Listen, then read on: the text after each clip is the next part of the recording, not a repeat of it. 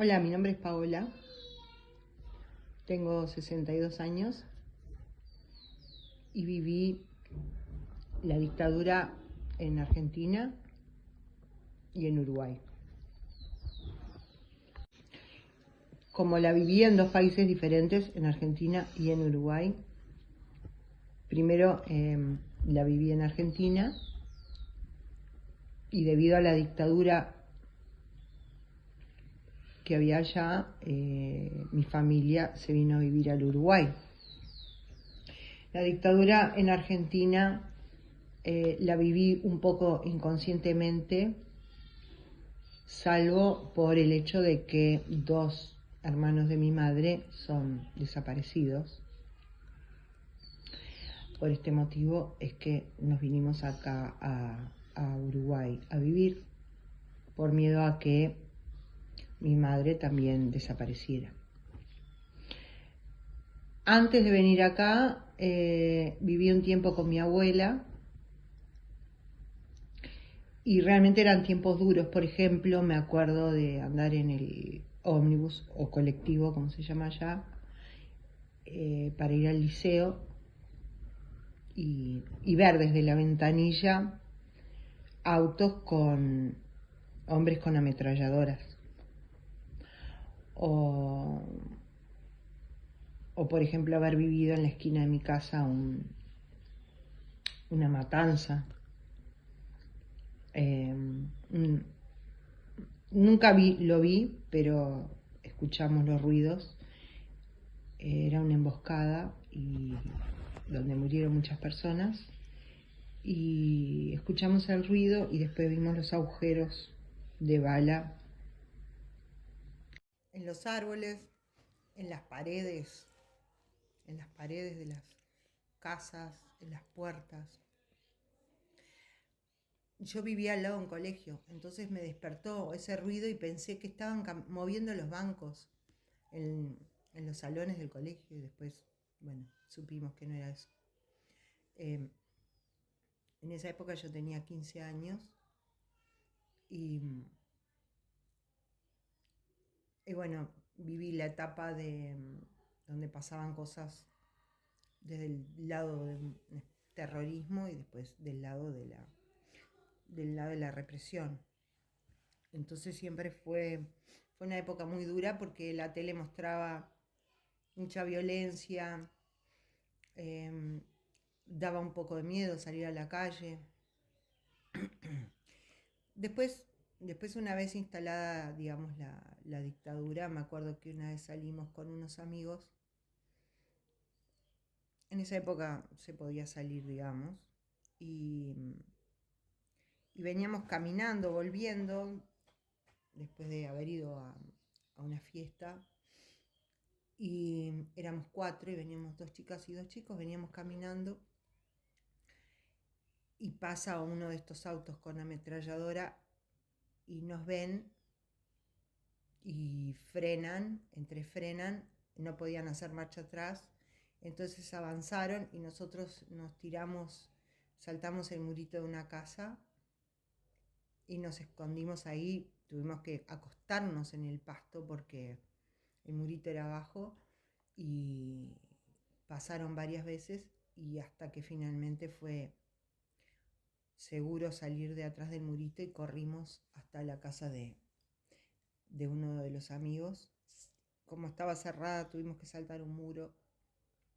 En esa época yo vivía con mi abuela porque mi madre y mis hermanos ya se habían venido para acá, para Uruguay, y mi abuela estaba muy, muy, muy preocupada, obviamente, porque yo no había vuelto. No había celulares, por lo tanto no se podía avisar, no se podía...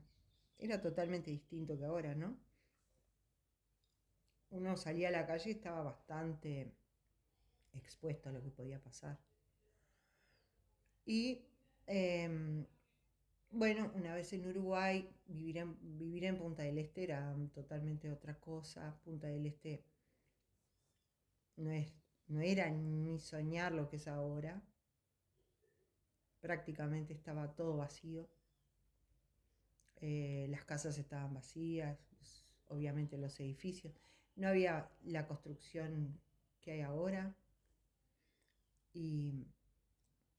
salvo porque se sabía que algunas cosas estaban prohibidas, de cosas que no se podía hablar. Por ejemplo, yo tuve que dar la reválida del examen de historia y cuando di el examen me acuerdo, la profesora que me enseñó era comunista o socialista, entonces me hablaba de la dictadura de Terra y cuando yo dije, sí, la dictadura de Terra, casi me bochan, porque ¿cómo va a decir eso? No puede decir eso.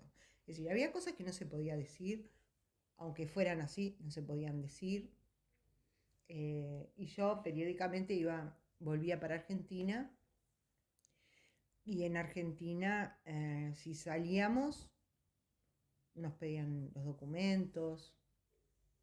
Digamos que se vivía mucho más duro en Argentina de lo que se vivía acá en Punta del Este, la dictadura. Salvo por, ya digo, lo que no se podía decir. Y bueno, y también se vivió la transición a la democracia, que fue un periodo lindo. Pero bueno, también lo que se escuchaba, me acuerdo, era decreto, número, tanto, tanto, tanto. O sea que los militares, el gobierno militar decía decretos, digamos que un decreto sustituye a la Constitución y decretaban esto, decretaban lo otro. Y finalmente en 1983 salimos de la dictadura y yo ahí ya tenía 2 hijas. Y en el medio también estuvo la guerra de las Malvinas. Y también recuerdo que a los 13 años, todavía no había dictadura en Argentina, pero fui a Chile, que ya estaba la dictadura de Pinochet. Y me acuerdo que fuimos a un baile, era pleno invierno porque era en el sur, sur, sur de Chile. Y tuvimos que salir corriendo porque había toque de queda. Eso es otra cosa que había. Hasta determinada hora se podía estar en la calle. Pasada esa hora no se podía estar. En Chile era tremendo. Tuvimos que correr en la nieve, me acuerdo, sin zapatos. Por la nieve porque si nos agarraban.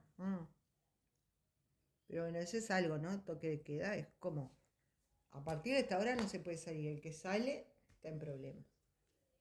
Y bueno, más o menos se vivió así.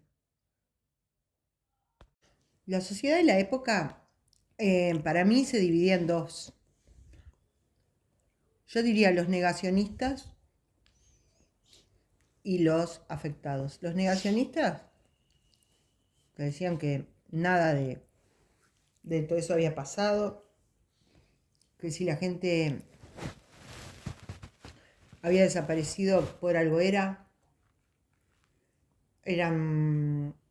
todos terroristas.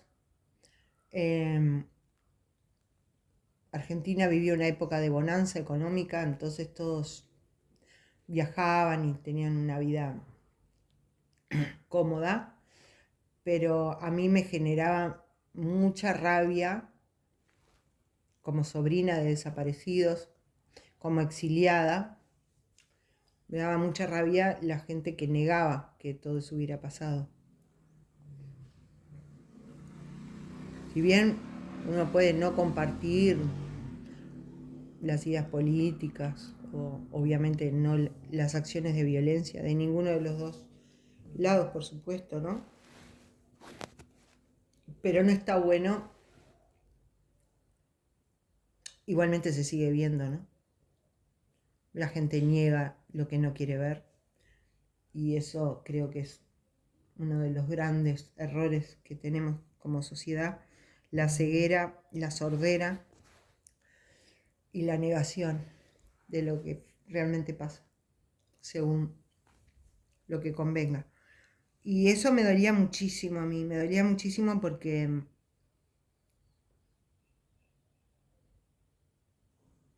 general la gente que sabía lo que había pasado no estaba más viviendo en su país, se había tenido que ir. Y la gente que había quedado es la gente que lo negaba, ¿no?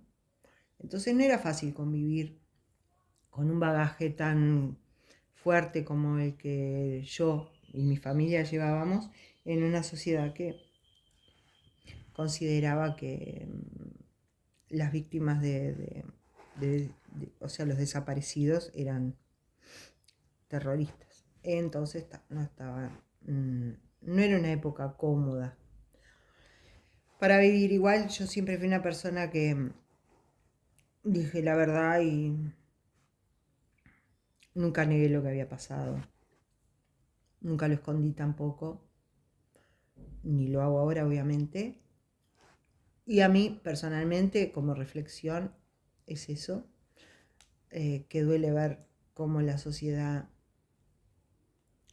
tiene la incapacidad de la introspección y de la objetividad, y que el fanatismo político puede llegar a enceguecer a las personas al punto de no ver lo que pasa. Y con respecto a Argentina, que fue el país del que yo me fui, digamos que todavía no, a pesar de mi edad y todo, no me recuperé de, de la sensación de que me falló como patria. Entonces me siento en ese sentido despatriada, no me siento argentina. Tampoco me puedo sentir uruguaya porque no nací acá. Entonces, los hijos del exilio somos eso, gente sin patria.